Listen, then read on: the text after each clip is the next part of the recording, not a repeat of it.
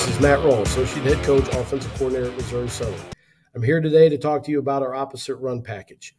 We really like this package because it provides multiple things for us. We can window dress this multiple ways, run it out of multiple formations. We're able to keep the rules simple that carry over from formation to formation. We have multiple backside run options off of it. Today, you're going to see primarily our backside zone play off of it, but we've also run a backside quarterback power, front side quarterback power, counter plays, and shovel passes as well. Our philosophy on this is we always want to run to a minimum of a three-man surface on the sweep side. The rules for this are as such. Number one, always blocks the corner. His rule is to stay body on a body. So we don't care if he blocks him outside to the sideline, blocks him inside.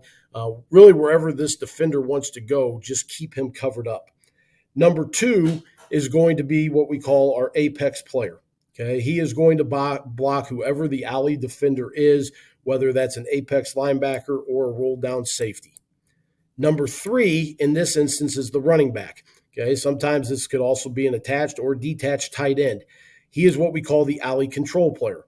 So he is going to arc with some width, and then he is reading, number one, the inside box backer, to number two, the potential roll down safety, blocking the most dangerous threat. As we look across this, okay, we're reading that front side defensive end. Our running back or ball carrier in this instance, his rules on this are to get to the hash. Once he gets to the hash marks, by the time he's at 7 yards on this play, he wants to be at the numbers. Once he gets to the numbers, now we tell him get vertical.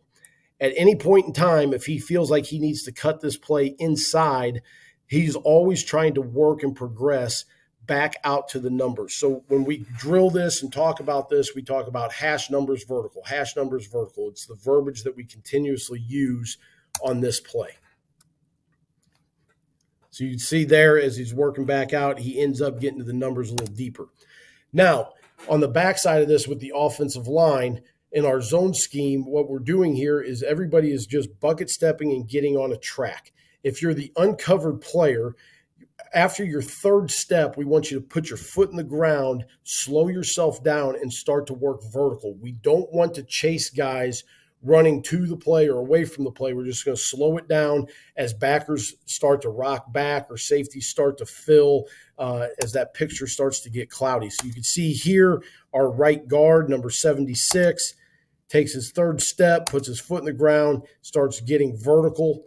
Okay, this is what we're looking at here. As we read the D end, he squeezes down, hand the football off.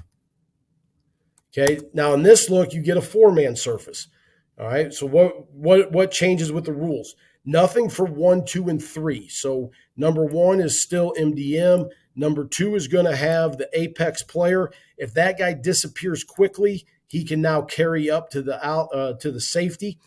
Our tight end will always be the alley control player, and then our running back will be what we call the extra. Okay, so the alley control player here is going to arc out to this. If the apex player has him, he's reading 1 to 2. If the apex player ends up carrying on to the safety, he'll take the apex player. The extra hat, his rule is to run the path of the back. So he's running hash to numbers to vertical. And then at that point, his rule is don't let opposite color pass you. Take whatever that you see. So again, here the back does a really good job, gets to the hash. He has to cut this up. You can see the back's running the path for him, or the extra player is.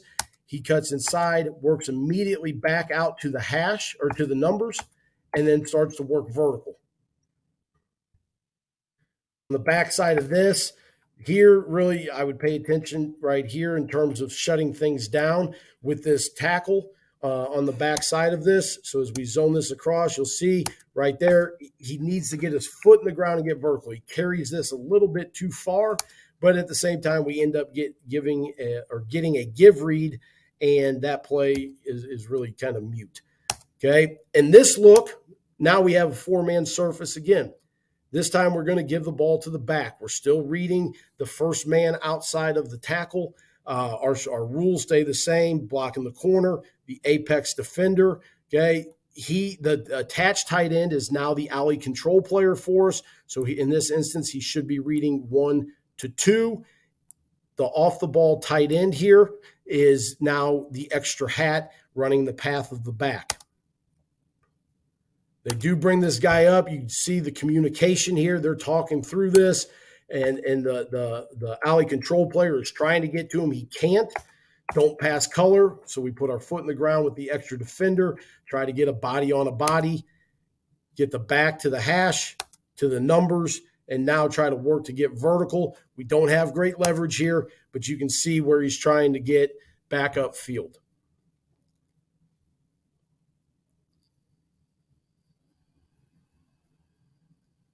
Here as we read that end, okay, slow play. We always tell the quarterback really to default with the give. We tell the running backs as well when we run this to a back that through the mesh, try to lose a yard just to help kind of bubble yourself out there and get yourself clear of the DN in case there is any confusion on the backside of this as well, or on the read aspect of it. Okay, here we're running it out of an empty look. We have a 3-man surface. In this particular look, the number 3 defender is going to essentially combo this with the alley control player is going to combo with the apex player, and they're going to MDM between the apex player right here, and then they're going to MDM that with the threat of these 2 guys. What we want to be able to do is we either want to run off from the guy that's the deepest defender or the guy that is the most inside defender.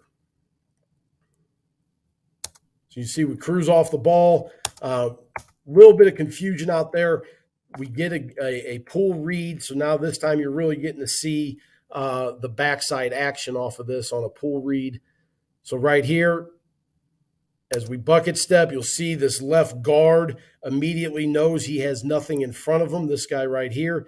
So he starts to work vertical. Okay, now the one thing that we end up getting right here, we don't want him to chase inside. We would rather him stay vertical and work to this. This guy's going to run himself out of this play. We get that pull, and we're off and running. I hope this has been beneficial for you guys to see how we have used this. We've been running this play since 2007. We've run it a whole bunch of different ways, and it's been really good for us. Appreciate you guys watching this. If you ever need anything, have any questions, want to come and visit us at Missouri Southern, please feel free. Reach out to me on email or send me a DM on Twitter, and we'd be more than happy to have you guys come down and talk with us. I appreciate you. Have a great day. Go Lions.